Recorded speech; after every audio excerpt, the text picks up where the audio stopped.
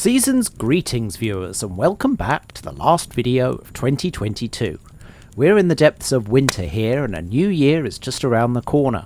Other new years are available.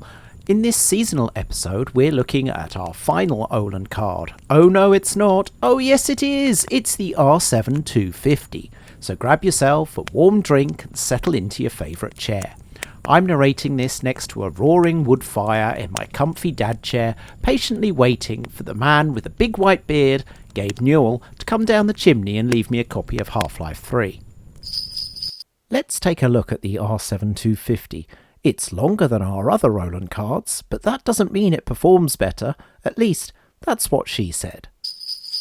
This R7 250 set me back 22 Great British pounds, around $27 US, and looks a little more retro than the other low-profile cards we've tested. Turning the card over, we can see the DDR3 modules on the back, and the x8 PCI Express bus. A copper heatsink gives the card a more premium feel.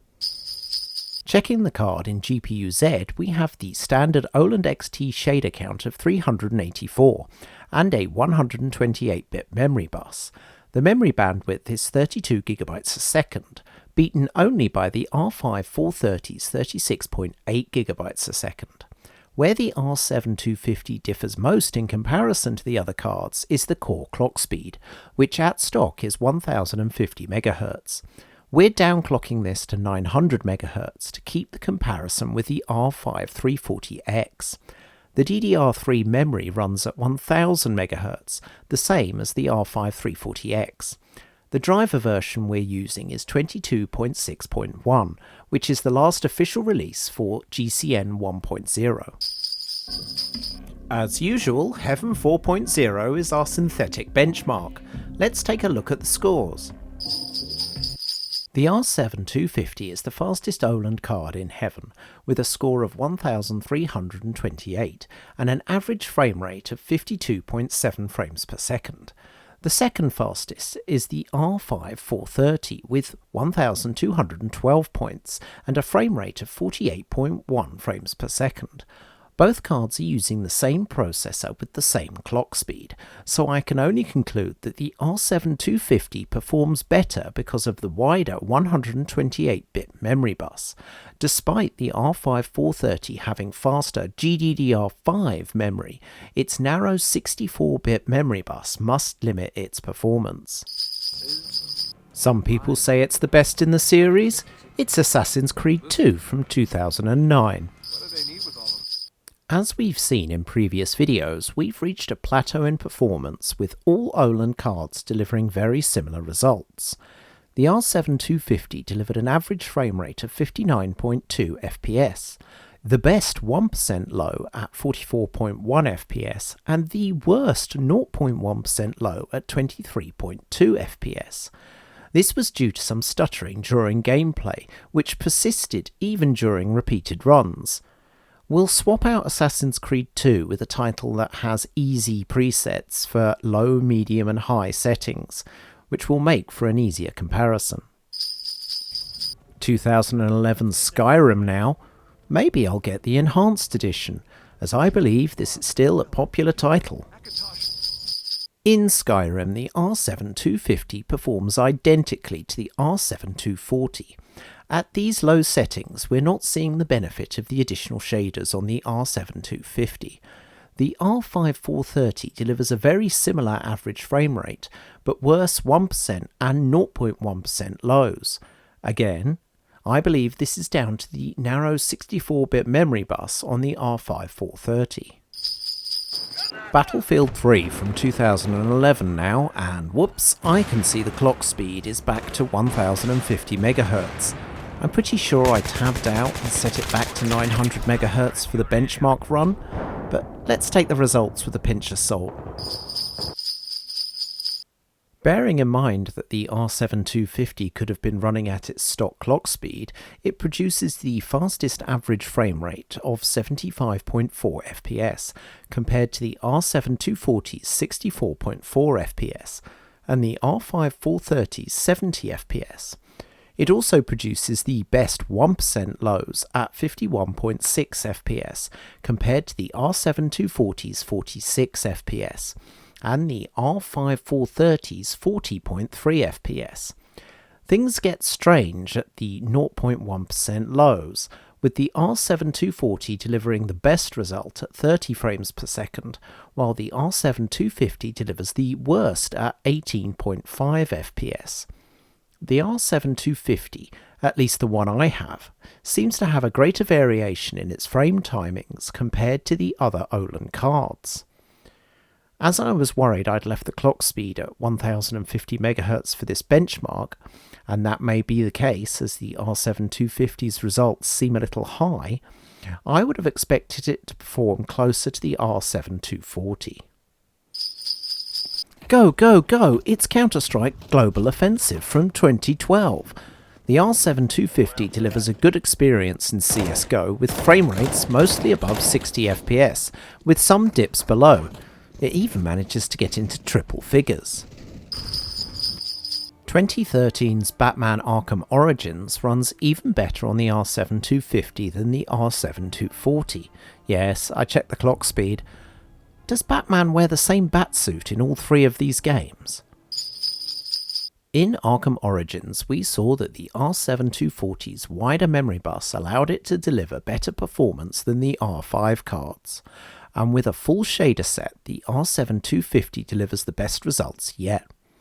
With an average frame rate of 99.2 FPS, the R7 250 is around 17 frames per second faster than the R7 240, more than 30 FPS faster than the R5 430, and more than twice as fast as the R5 340X.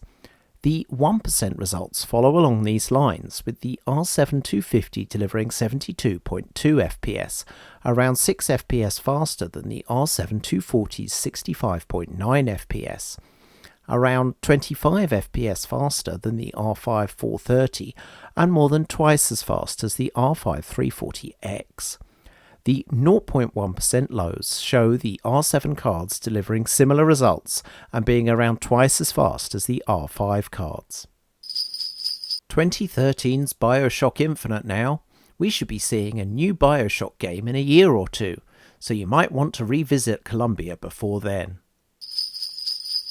The R7 250 does very well in Bioshock Infinite, delivering the best average frame rate of 96.2 FPS, compared to the R5 430's 92.5 FPS, but it's very close. This trend continues down with the 1% lows. The R7 250 does slightly worse at 65 FPS compared to the R5 430's 70.4 FPS. At the 0.1% lows, the R5 430 wins again with 62.3 FPS, but the R7 250 is right behind at 59.4 FPS. You'd have the same experience playing the game on either card. We're still in 2013 with Battlefield 4. It's better optimised than Battlefield 3, so let's see how it performs on an R7 250. In Battlefield 4, the R5 430 is still king of the average frame rate with 89.4 FPS, compared to the R7 250's 71.1 FPS, around 18 frames per second slower. At the 1% lows, the R5 430 is still in the lead with 54.6 FPS, compared to the R7 250's 52 FPS, around 2 frames per second slower. At the 0.1% lows, the R7 250 and R7 240 perform almost identically, thanks to the 128-bit memory bus, with the R5 430 and R5 340X between 6 and 10 frames slower. However, we get playable performance from all four of our Oland cards. In 2015's GTA 5, we're still seeing the strange texturing issue we saw on the R7 240. Let's see how the R7 250 benchmarked. In GTA 5, the R7 250 produces the fastest average frame rate with 61 FPS, around 3 frames per second faster than the R7 240 and R5 430. At the 1% low, the R7 240 produced the best result with 36.9 FPS, followed by the R5 430 at 35.6 FPS, then the R7 250 at 34.4 FPS. The R5 340X was slowest at 31.6 FPS. At the 0.1% lows, the R5 340X produced the best result at 29.4 FPS, then the R7 240 at 28.7 FPS. The R7 430 delivered 27.4 FPS, with the R7 250 delivering the worst 0.1% low with 21.7 FPS. This could indicate some stuttering on what should be the fastest card. GTA 5 was playable on all 4 Oland cards at these settings, but the R7 240 delivered the best result. 2015's surprisingly complex Rocket League. How does the R7 250 handle it? Let's find out. Out of our 4 Oland cards, the R7 250 is the boss in Rocket League, producing the best results across the board, delivering an average frame rate of 59.9 FPS, but then so do the R5 430 and R7 240. It's at the 1% and 0.1% lows it pulls ahead. For the 1% low, the R7 250 delivers 35.2 FPS, around 3 frames per second faster than the R7 240's 32.3 FPS, and around 2 frames per second faster than the R5 430's 33.3 FPS. At the 0.1% low, the R7 250 delivers 24.2 FPS, around 2 frames per second faster than the R5 430 at 22.5 FPS. The R7 240 delivers 16 frames per second, nearly 10 frames per second slower, and the R5 340X delivers a very poor 6.4 FPS. Rocket League is playable on the R7 250, 240 and R5 430, but performs best on the 250 and 430. It's not really playable on the R5 340X. 2015's Rise of the Tomb Raider is a demanding title. Can we play this game on any of the Oland series cards tested? Let's take a look at the results. In Rise of the Tomb Raider, the R7 250 delivers much better performance than the other Oland cards tested, delivering results around 5 frames per second faster than the other cards. For the average frame rate, the R7 250 delivers 36.3 FPS, nearly 10 frames per second faster than the R7 240's 28.8 FPS, and around 5 frames per second faster than the R5 430's 31 FPS. The R5 340X was much slower with 24.1 FPS. At the 1% low, the R7 250 delivered 30 FPS, just over 5 frames per second faster than the R7 240's 24.5 FPS, 8.5 frames per second faster than the R5 430's 21.5 FPS, and just over 10 frames per second faster than the R5 340X's 19.9 FPS.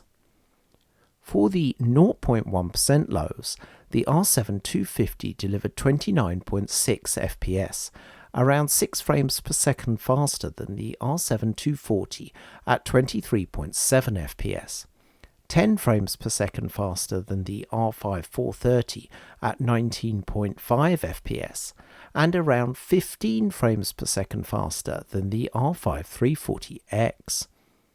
The R7 250 is the only Oland card tested that delivers truly playable performance.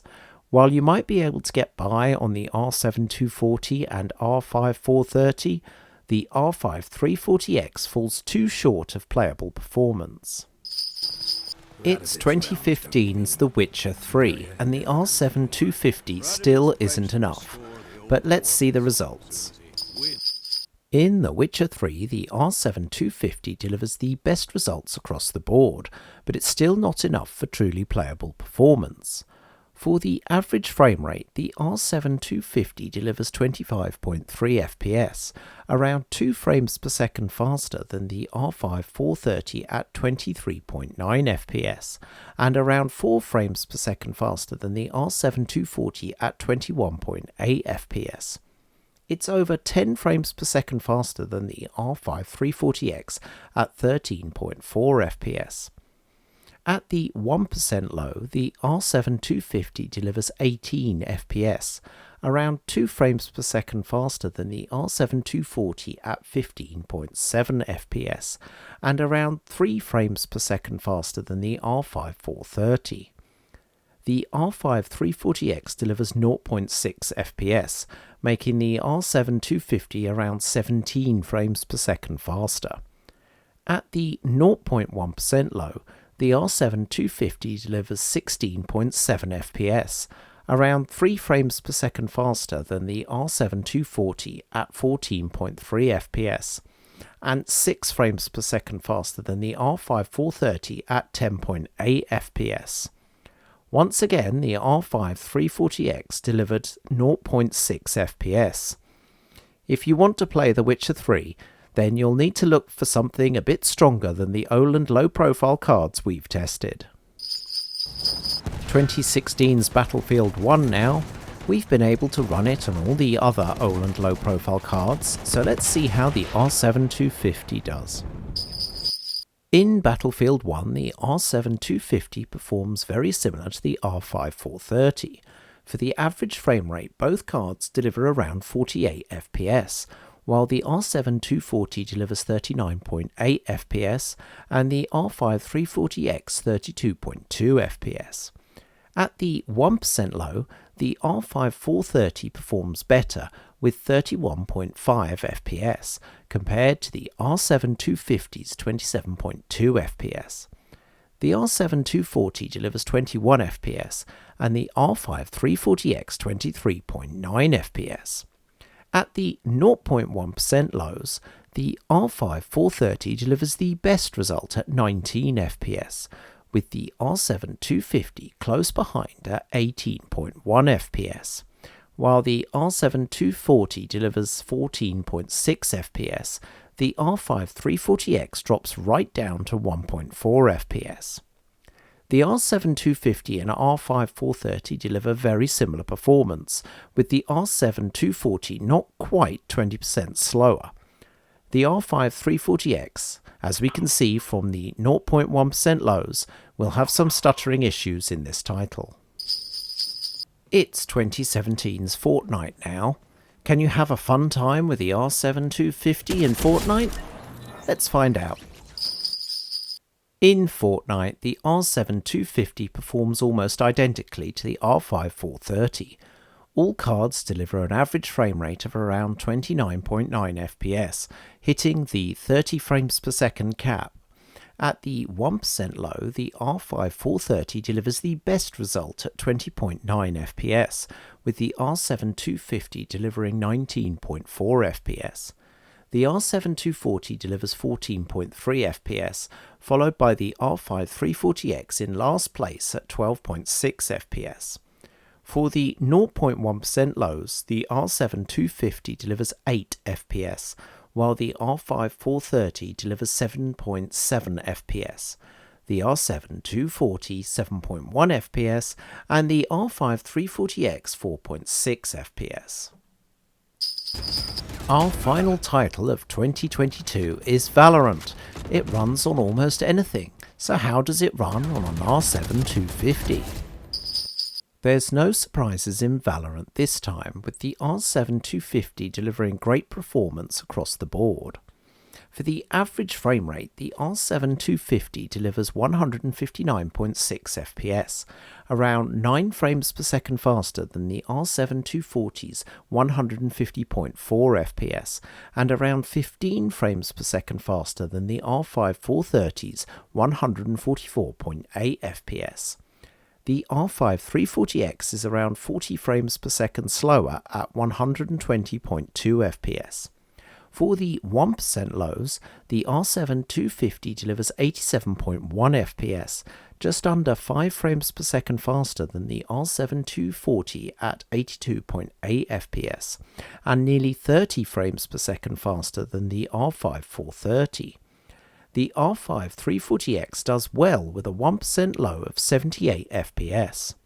For the 0.1% lows, the R5 340X actually delivered the best result at 47.7 FPS.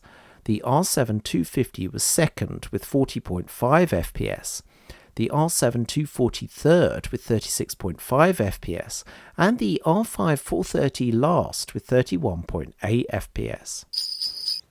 Well, it's been a journey. 4 AMD Oland low-profile cards tested in an old office machine, ranging in price from 15 Great British Pounds, 18 US dollars, to 22 Great British Pounds, or 27 US dollars. So if you're thinking of picking up one of these cards, which one should you choose? The R7 250 is the fastest, although the R5 430 was able to deliver better results in some titles. And we're underclocking the R7 250 by 150 MHz, so there's additional performance available. However, it was also the most expensive, and the R5 430 delivers a very close performance for 10 quid less, and I believe the R5 430 should be able to overclock to a similar speed as the R7 250. I think the R5 430 is clearly the best value out of the cards tested. I believe there are 1GB GDDR5 versions of the R7 240 and R7 250 that would perform better, but I haven't seen any of these on the second-hand market. Also, for the price of around 20 Great British Pounds or 25 US dollars, I've picked up a couple of low-profile workstation cards that I think will beat all these Oland cards, and we'll be taking a look at those in 2023. As well as upgrading our Fujitsu to an i5, as the i3 6100 has struggled in some titles, but you can still game on an i3 in 2022. Here's what I have planned for next year. The channel's going to go full HD, and we'll be playing with Sandy Bridge and Ivy Bridge CPUs.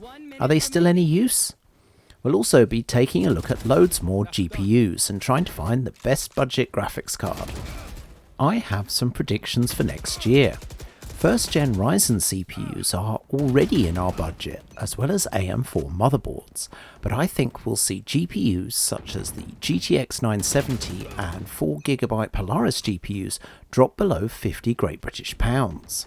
If that's the case, by this time next year, we could have a test rig that's capable of running modern titles at a playable frame rate. Well, it's late, the fire's nearly out, and I've finished my tea. I'd like to thank all my viewers and subscribers for your support this past year, especially those leaving comments and suggestions. Your comments help me to make videos that you want to watch, so please keep them coming. All that's left is for me to send all my viewers season's greetings, and I'll see you all again next year.